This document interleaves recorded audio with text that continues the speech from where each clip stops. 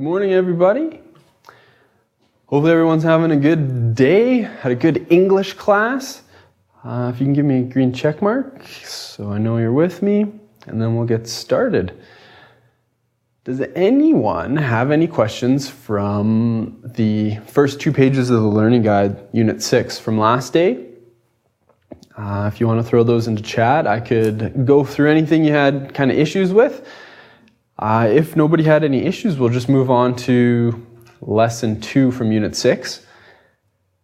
This one might be a bit of a longer one, so we might fill the whole hour, but at the end, if there's any time, if you have any Unit 5 stuff, I could go through that as well.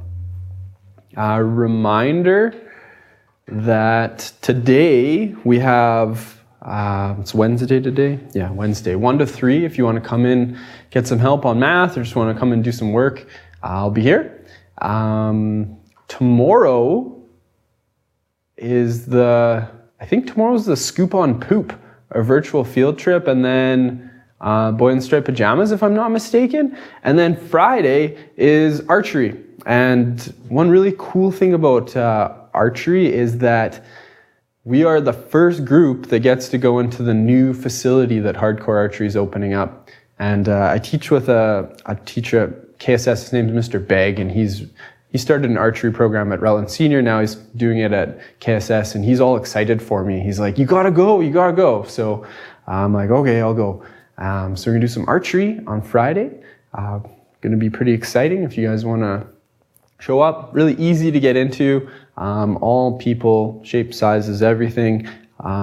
Straightforward enough for everyone to do, and it's a lot of fun. I've done it a few times. My friend has some really neat bows, and I've shot them before, and it's not like a hunting thing. Don't think of it as like a hunting or killing. It's a sport. It's like there's a lot of skill involved and practice and things like that. So it's really easy to get into. Learning curve's very low to get started, and then you can take it or leave it. But I recommend you come out on Friday if you have some time.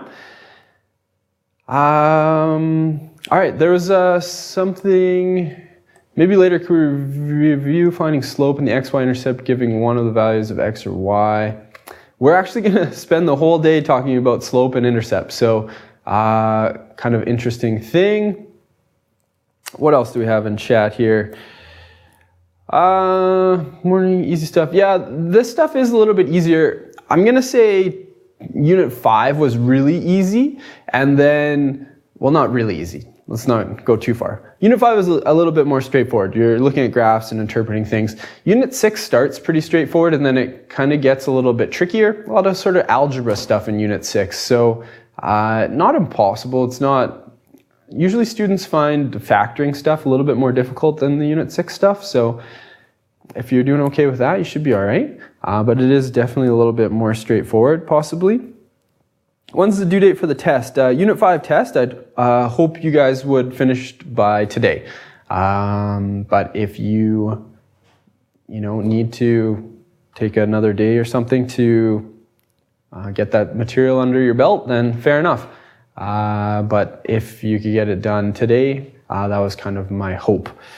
So you've done a lot of slope because your mom really likes math. Well, that's good. And Abby's, you've done it at camp? Can I triangle shaped person do archery? Yes. Even people shaped like triangles can do archery. Mr. Begg was telling me that the bows that we'll probably be using, I think they called them Genesis bows. He said they're like one size fits everyone. So you could be like really big and only have to pull it back a little bit, or you could be like a tiny person, you can pull it back all the way. And he said, they kind of just work for everyone, and it's really straightforward and stuff. So, yeah, and archery at camp, that's fun. I don't know if we'll be using like long bows or compound bows on Friday, but if you've done it before, you can come show us how it's done, Abby, and that would be awesome. We need some experienced bow people, regular little Katniss Everdeens, show us how to shoot some arrows. Let's go into the lesson. I don't think anyone had questions other than maybe looking at slopes and intercepts, and we're going to do that. Alex, safety is our #1 priority. So you don't have to worry about that sort of thing happening. It's like it's a range, so everyone aiming the same direction. It'll be completely safe and fun. We're going to talk about slope, which is kind of weird because when we talked about Unit 5, we talked about slope and intercepts, and now we called it rate of change in Unit 5, but now we're going to talk about it and call it slope and intercepts. So this is a new way of looking at an equation, and eventually you'll be able to just look at the equation and be able to tell what the line's going to look like. So after a little bit of practice. So the slope-intercept form of an equation of a linear function, don't get caught up with all the jargon and the words here. Linear function just means a line, generally. So we're just talking about lines. The equation can be written in the form y equals mx plus b. I'm going to say y is mx plus b a lot. And it is a form of an equation which will, basically if we rearrange the variables in an equation so that they look kind of like y is mx plus b, we can tell what a line looks like just by looking at the equation. So let's define what we mean by m. Last day I said slope was m. I kind of let the cat out of the bag a bit early. So we'll write this as the slope of a line. So m is the slope of a line. And then b is something we haven't talked about yet. This is the first time you've seen it. And I don't know why they use the letter b, but we do. So b is actually going to represent, in this sort of context, the y-intercept.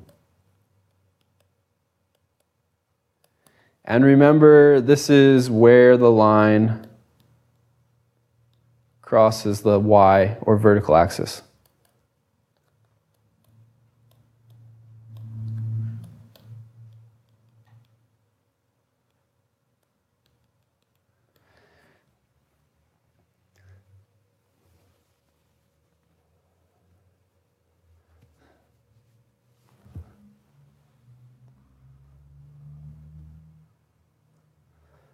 Okay, so what we're going to do today is we're going to spend time looking at equations and rearranging them so they're in this y equals mx plus b form. Remember, when we have an equation, we have an x and a y, and then the m and the b are the slope and the y-intercept. So if I gave you an equation like y is 1/2 x plus 3, that's the equation that's given here as example 1.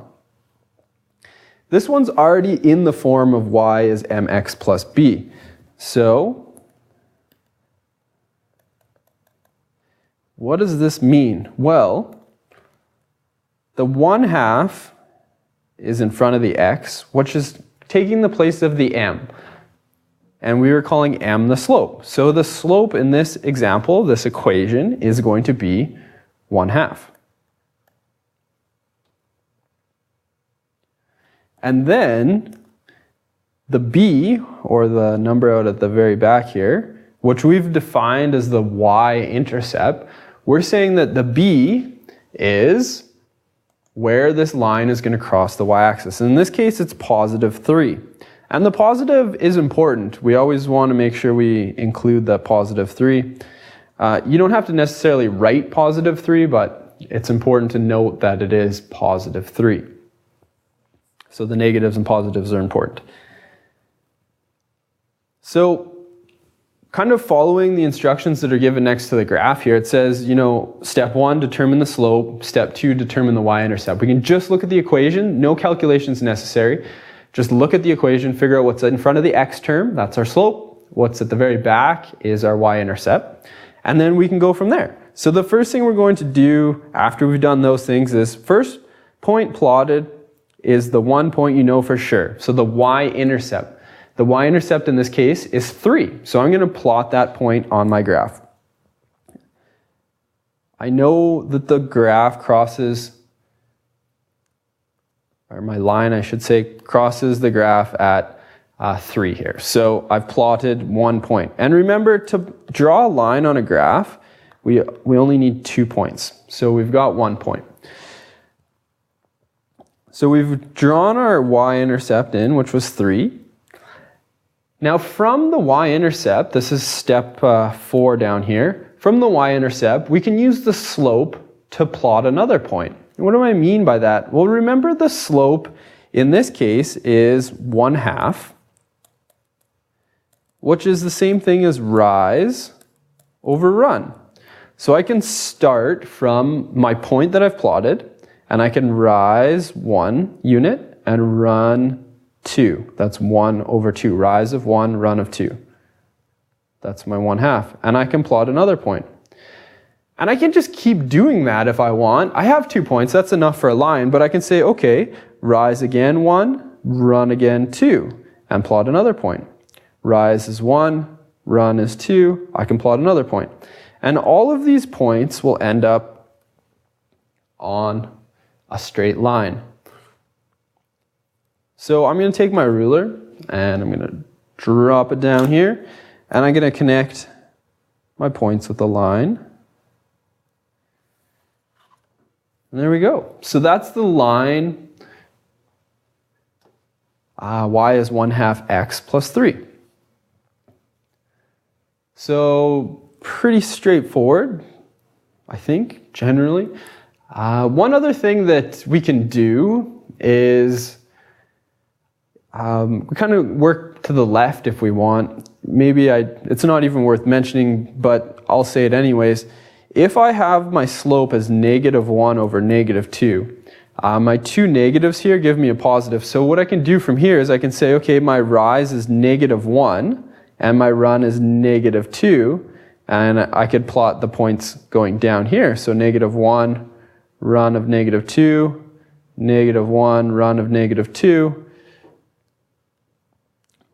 And I can do that. So if I wanted to plot points going the other direction, I could do that.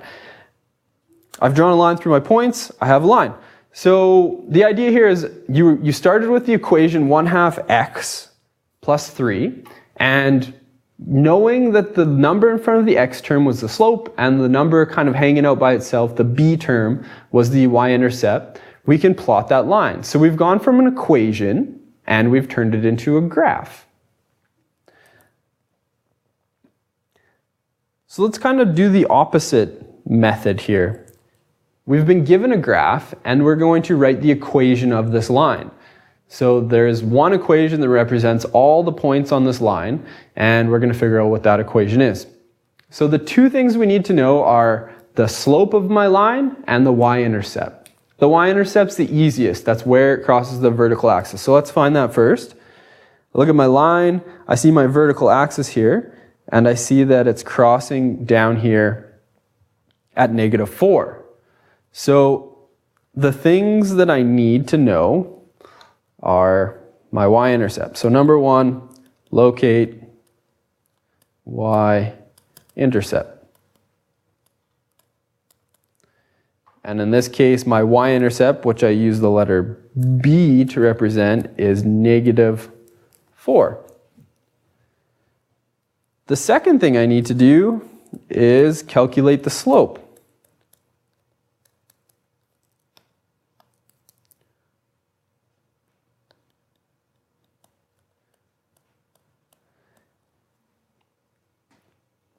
Now slope is m, which is the rise over the run.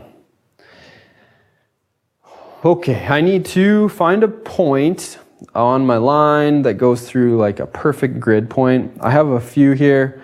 I have this one up top, I have another one here, and then I have that one there. So you can pick whatever 2 you want. It's important that we always start at the left and go to the right. So I'm going to start at my first point here, and I can't, if I was going to go to my second point down here, this guy, I have to go down to get there and then to the right.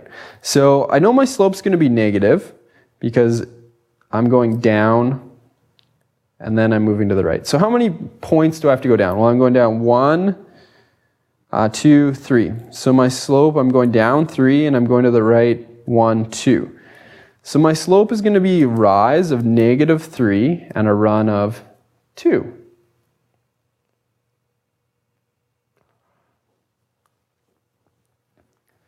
So the general equation of the line is y is equal to mx plus b.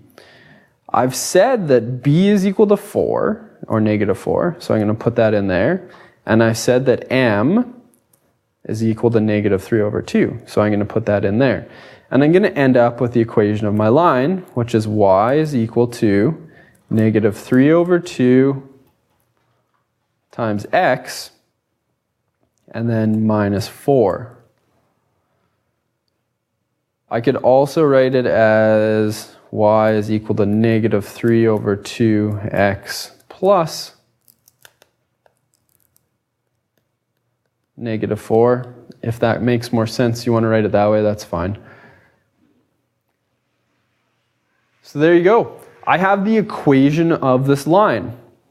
Pretty neat. I have a line on a graph, and I've written an equation, and I can find any points on this line now, wherever I want. I could say, okay, I have this equation y is negative 3 over 2x minus 4. I could pick, x is 1,000, a huge graph. It'd go on, just be massive, and I could go over 1,000 points in the x direction and figure out what y equals. So now that I have the equation, I can kind of extend beyond the little chart that I'm given in the question. So that is the equation of a line, both starting with an equation and plotting it, and then working backwards, looking at a line and then figuring out the equation. How do we feel about that? Is that okay? Make sense? Confusing? What do we think? What if it doesn't hit the y-intercept? There'll be examples where it doesn't cross the vertical axis if we have a vertical line. Generally speaking, it's always going to cross the vertical axis, though, somewhere. And the graphs we draw, it'll show up. Sometimes it won't cross at a perfect grid point, like an integer number. It might not cross at negative 3 or positive 3. It might cross between. Those would be some of the examples we do maybe a little bit later where we have to actually calculate where it crosses the axis. But generally speaking, for the beginning questions that we do here, it'll always be an obvious place where it crosses the vertical axis. How do we verify it? How do they want us to verify it? Like, are you thinking maybe like some sort of check to make sure you've got the right answer? I don't know. How would we verify? We could put in a point, I guess, if we wanted. If you kind of like doing checks of your work. The question says to verify it. Oh, maybe I didn't read the question very well. Let's go back. Read the question. Write an equation and verify the equation. That's a good point. Sorry I missed that, Abby. All right, let's verify it. Let's pick a point that's on the line. How about this point down here? I've already circled it. The coordinates of this are 0, negative 4. My y-intercept. So I'm going to plug those values into the equation of my line. So I'm just going to give myself a little bit of room. All right, so remember the 0 is the x and the negative 4 is the y. So negative 4 is equal to negative 3 over 2, and then my x is 0 minus 4. All right, do my bed mass. I'm going to do my multiplication here. Negative 4 is equal to negative 3 over 2, which is 0 minus 4, and negative 4 is equal to negative 4. That is correct. Negative 4 is equal to negative 4. So the equation I've used works. And I could pick any point on that line. I could have gone for, this point right here, which was negative 2, negative 1. And then calculated that and plugged it in, and that would verify that it worked as well. I wouldn't get negative 4 is equal to negative 4, but the left side of the equation would equal the right side. And I guess that's a good enough verification. Okay, we have a bunch of equations of lines here. The first two are kind of more straightforward, and then the next three are kind of special cases. So the first two should be straightforward enough. If you want to think of it this way, just in general, we have the equation of a line is y is equal to mx plus b. So whatever is in front of the x term is going to be our slope. Whatever is hanging out at the back is going to be our y-intercept. So let's figure out what the slope of this equation is, and then let's figure out what the y-intercept is, and then let's plot it. So the slope is whatever's in front of the x term. In this case, I have 1 over 3, and then my y-intercept is going to be whatever's hanging out back, and it's going to be -4.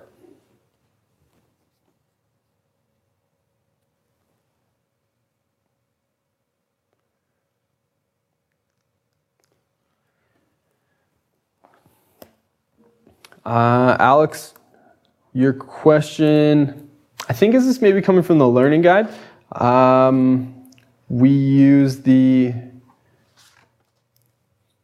I'm just checking to see if we're going to do any examples like that in class day, and we aren't.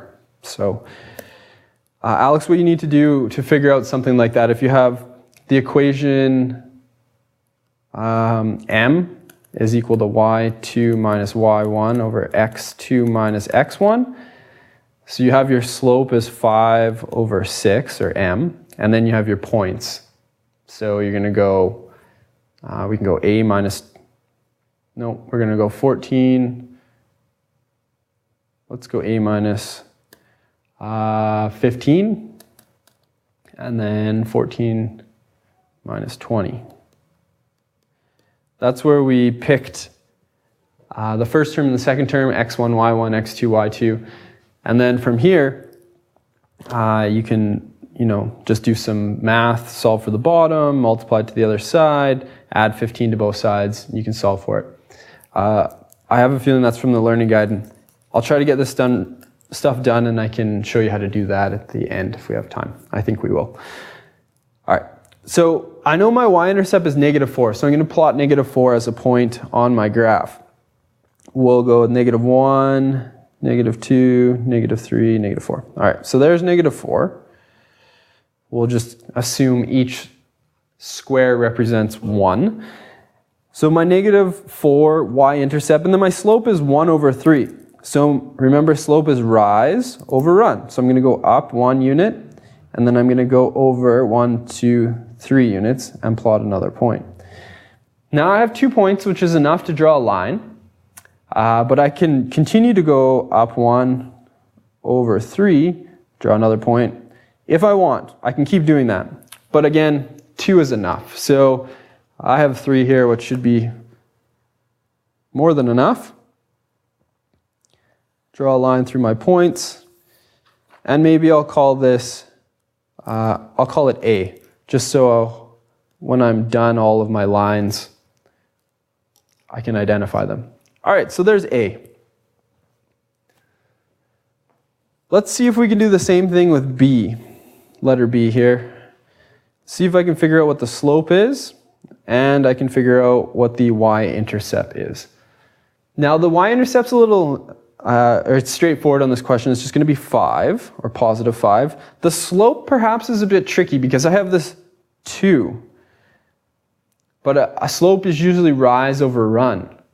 So I guess the trick here is that remembering, we can always divide any number by 1 if we wanted to. -2 divided by 1 is still just -2. So for my slope, I'm going to have -2 over 1, and my y-intercept, I'm going to have +5. So let's plot this line. First thing I do is find my y-intercept. 1, 2, 3, 4, 5. Plotted my point.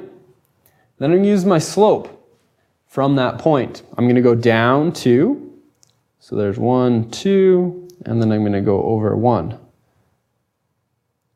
My slope is -2 and over 1. And I can keep doing that again and again and again, but I don't need to, so all I need is 2 points. So I'm going to connect those points with a straight line.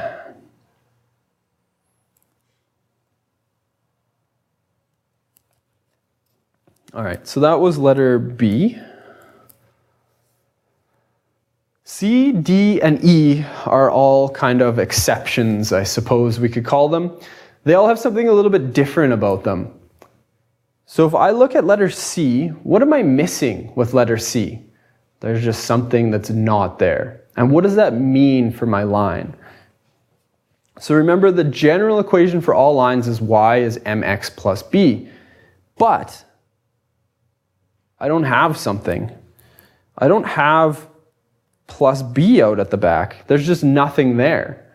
So what does that mean my b is going to be?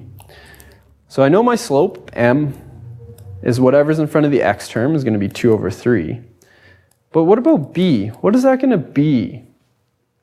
The y-intercept is b, but there's nothing there. So how do I represent, or how do I find what my y-intercept is then? If there's no term there, I don't have the plus b out back. What can we just assume that the b is in this case? Yeah, we could just say b is 0. There's nothing there, and we use 0 to represent nothing. So that means that it's going to cross right in the middle. My y-intercept is 0.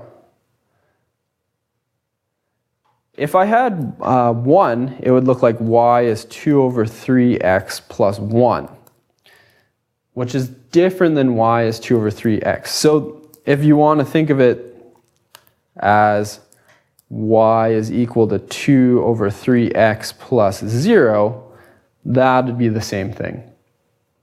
So there's nothing there, it's just a 0. All right, I'm going to use my slope now. I'm going to go up to 1, 2 over 3. 1, 2, 3. I'm going to end up there. I'm going to go up 2 over 3, end up there. Okay, so I have enough points to draw a line.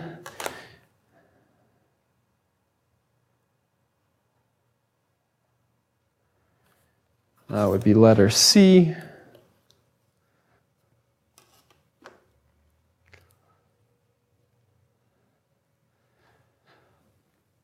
Now, letters D and E are going to test your memory from last day. We drew lines last day. We had 4 lines. We had one with a positive slope.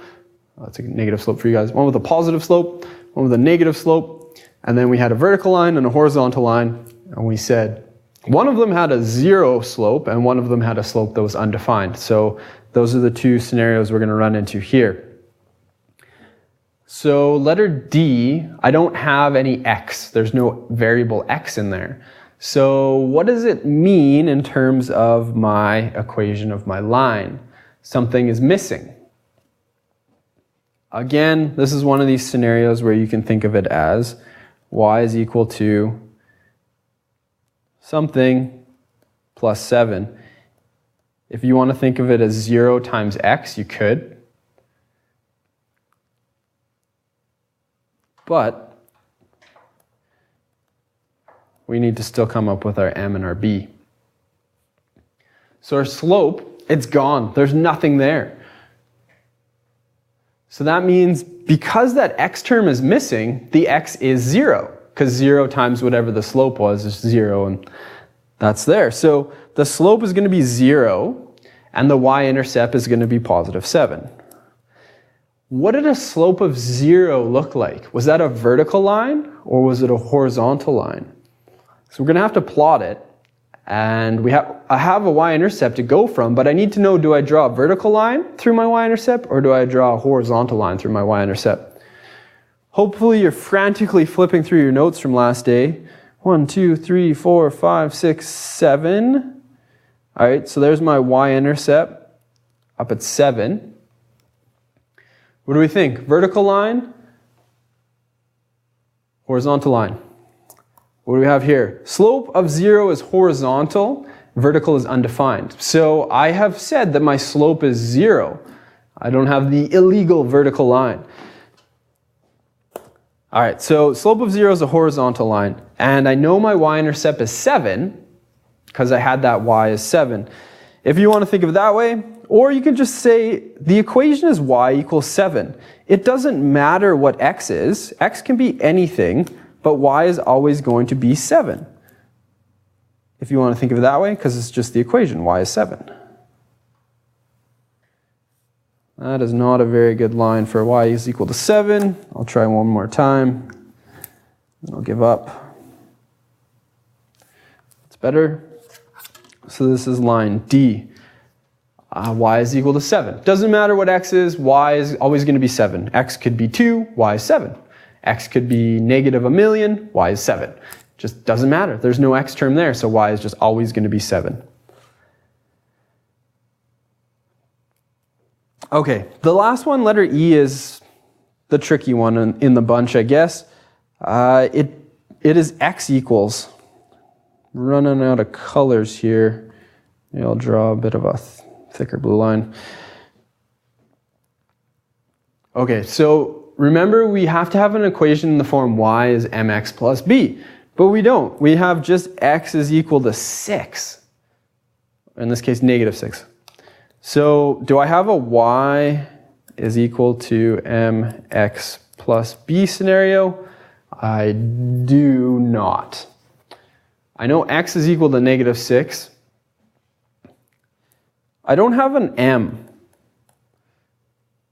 That's just not there. There's no number in front of my x. So because it's not there, we say it's undefined. And b, I don't have a y-intercept.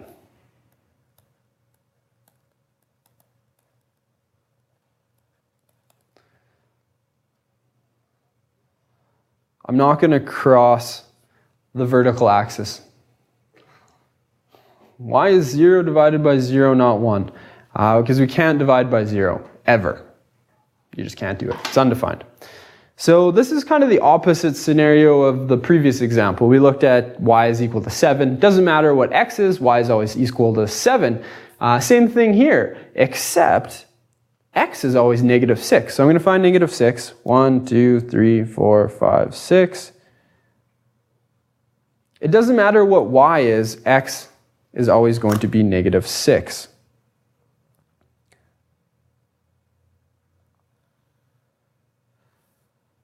So I have, this is line E. This is a vertical line. The slope is undefined. There's no m term there. And then you have no y-intercept either because it's just x is equal to something. So it doesn't matter what y is equal to. X is always equal to negative 6. Y could be, 5. X is negative 6. Y could be 1,000,000. X is negative 6. It doesn't matter what y is. It's just going to be x is negative 6, just a vertical line. So somebody asks Siri. Is that what we've gone to? Just asking Siri for answers to questions? Okay, example 4. We're doing okay with time here today. The equation of the line is y is equal to 3x plus b. Determine b when the line passes through the point. So what this question is saying is, if I don't know what the b term is, but I do know that it goes through the point negative 1, 1, can I figure out where it crosses the vertical axis? So the idea here is find b, or find the y-intercept.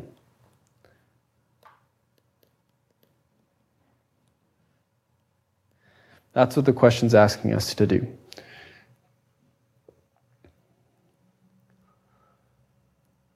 Okay, so there's two ways to do it. You could do it graphically. You could plot it on the chart and then use your slope. Or you could do it algebraically. So if you didn't want to draw a graph, you don't have to. It's completely up to you. I'll give you both. Let's start with the graph first. So it says the point C, negative 1, 1, is on my line. It says the point goes through here. So this is negative 1, 1. And I know the slope. From the equation of my line, the m value here is 3 over 1. Because that 3 there is divided by 1, if I want to think of it that way. So I can go with my slope, rise over run. I can go up 3, 1, 2, 3, and I can go over 1. All right, that just so happened to line up exactly on my y-intercept. I can do it again if I want. I can go up 1, 2, 3, over 1, draw another point.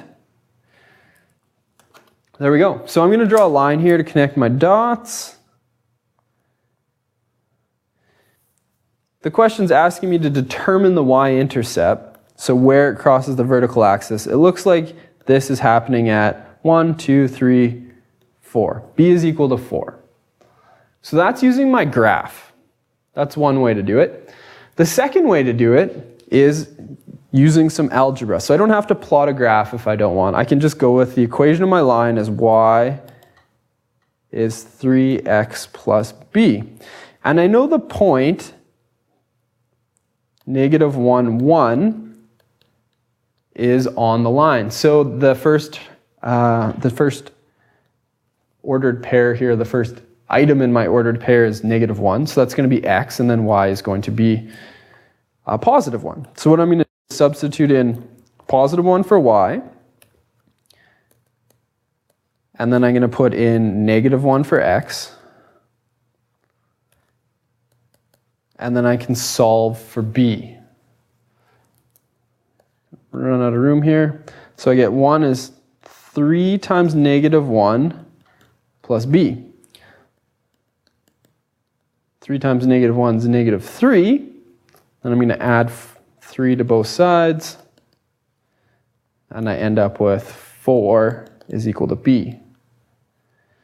So because that point, I knew it was on the line, the question said, hey, this point, negative 1, 1 is on the line, you can plug that point in to the equation and figure out any missing variables. So there's two ways. You can graph it, figure out where it crosses the vertical axis, or you can plug the point in and then figure out algebraically where b is. The next question is almost exactly the same, except it's asking us to find the slope instead of finding the y-intercept. So let's continue on. Y is equal to mx plus 2, and it wants me to find out what m is. So we're looking for m. Again, two methods for doing this. I can either graph it or I can solve it algebraically. So let's go with algebra first. Maybe change it up a bit. Y is mx plus 2. I know my point is 5, negative 5 and 1. So I'm going to substitute those values in. 1 is equal to m times negative 5 plus 2. Okay, so I'm trying to figure out m. I'm going to try to get m all by itself. I'm just going to rearrange how this is written. 1 is equal to negative 5m plus 2. I'm going to subtract 2 from both sides. 1 minus 2 is negative 1, negative 5m. And then I'm going to divide both sides by negative 5 to get the m by itself. And I end up with negative 1 over negative 5, which we'll just call 1 over 5 is equal to m. So the slope of my line is equal to 1 over 5.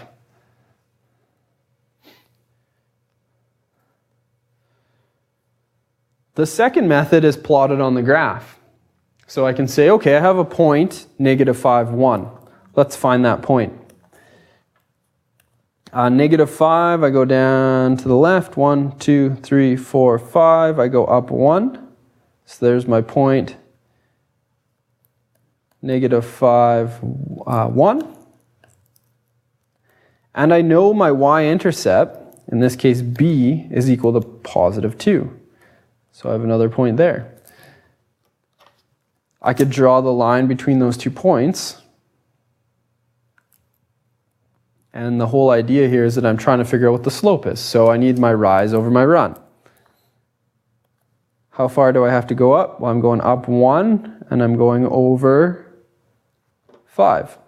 So my slope is 1 over 5. Rise of 1, run of 5.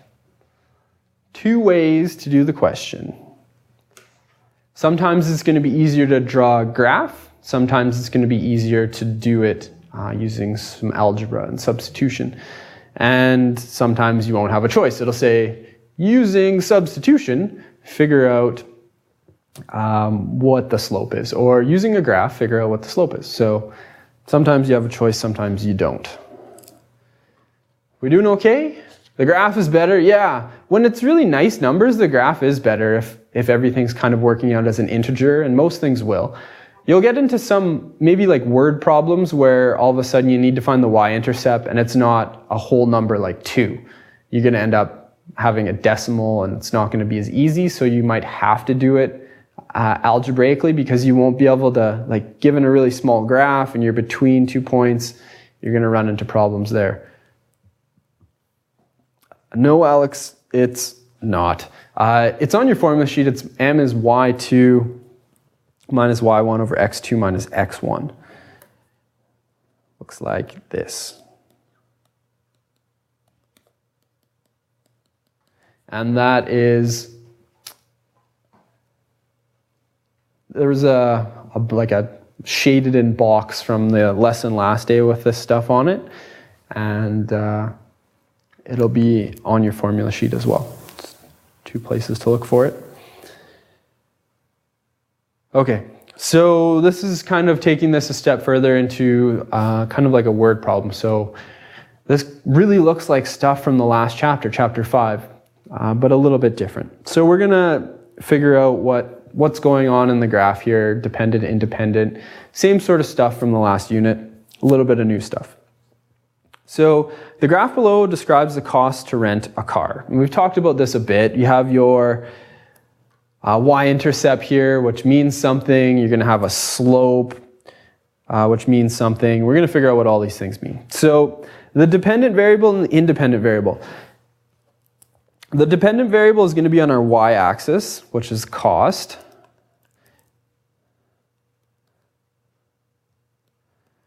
So how much the car costs. The independent variable, the thing that it's going to determine what's going on in our question here, is the distance. And in this case, it's how many kilometers we've traveled.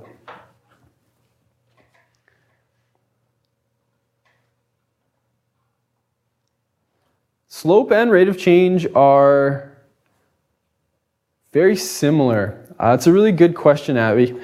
Slope and rate of change are almost the same thing. They're calculated the same way, but when we talk about rate of change, we want to know how much it costs per 1 kilometer. So I could say the slope of the line is, 20 over 2. That's the slope. But it's not, it'd be like $20 per 2 kilometers. It's true that it's the slope, but what is the rate of change? Well, it's $10 per 1 kilometer. So you always want to get rid of the denominator. I don't know what the slope of this line is yet. I haven't got that far. So the rate of change is the slope, but in simplest terms. So the slope over 1. I don't know if that makes sense. Hopefully it does. According to the graph, what is the slope? So we can look at the slope using many different things. We could, find 2 points, use the slope formula. We could just go rise over run. If it works out, we can go from there. So maybe let's just start with rise over run and see if we can determine the slope. So I'm going to look for perfect points where it crosses, perfect grid point. So I have one there, I have one there, I have one there, I have one there, and I have one there. So I can pick any one of these and go from there. Maybe I'll just use this guy here. So I'm going to pick this one. I'm going to say my slope is my rise over my run. And I want to read it like a book. I'm going to go from left to right. So if I start at my green circle here, how much do I have to rise to get from here to here and then run from here to here? Now, one thing we need to be careful about is the squares on this graph don't represent 1 unit. This is 20 here, 40, so this is 60, 80. So I'm going from 60 to 80. So my rise is actually $20. And my run, I'm going over 2 boxes, but in this case, these 2 boxes represent a run of 100. 20 divided by 100, 20 goes into both 20 and 100. So 20 goes into 20 once, and 20 goes into 100 5 times. So I have a slope of 1 over 5. That is my slope, but that is not my rate of change. And I think this is kind of maybe what you're alluding to, Abby. The slope represents in this equation. So I guess you could say it costs $1 to travel 5 kilometers, but you don't want to write that because that doesn't necessarily, well, I guess you could write it. So the slope represents cost of, the top is $1 to travel 5 kilometers. So the rise was $1, the run was 5 kilometers. We could also write that as a rate of change.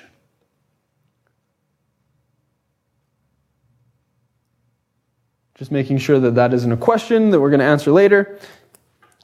Maybe help you out a little bit, Abby. The rate of change, in this case, is 1 divided by 5. So 0.20 dollars per kilometer. So the rate of change is 20 cents a kilometer. The slope is $1 for 5 kilometers. So if I just take that 1 and divide it by the 5, 1 divided by 5 gives me 0.2. So that's kind of the difference between rate of change and slope. Although they're really closely related, they're essentially the same thing. Well, they are the same thing. Usually we represent rate of change as just divided by 1 or over 1. Okay, so that's the first 4 there. According to the graph, what is the y-intercept? It looks like I've circled it and I've written the number next to it. So the y-intercept is 60. And this is kind of getting into this idea of what does this 60 really mean? It's $60. And what can I do to kind of describe this to a 5-year-old? $60. What does that mean? You go to rent a car.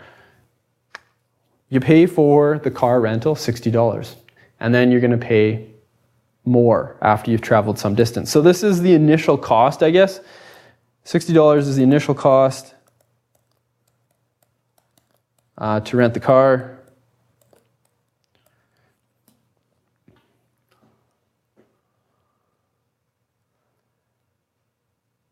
And then it asks, what's the equation of the line in slope-intercept form? And slope-intercept form is just what we've been talking about. So I know the slope is 1 over 5, and I know that the y-intercept, in this case, is 60.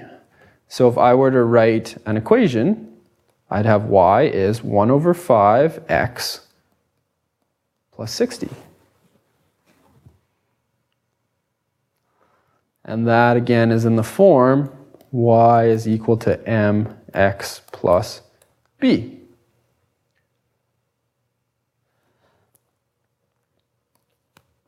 So thinking of each square as representing 1 is a really common place where students will get a bit mixed up when talking about graphs, both in Chapter 5 and Chapter 6.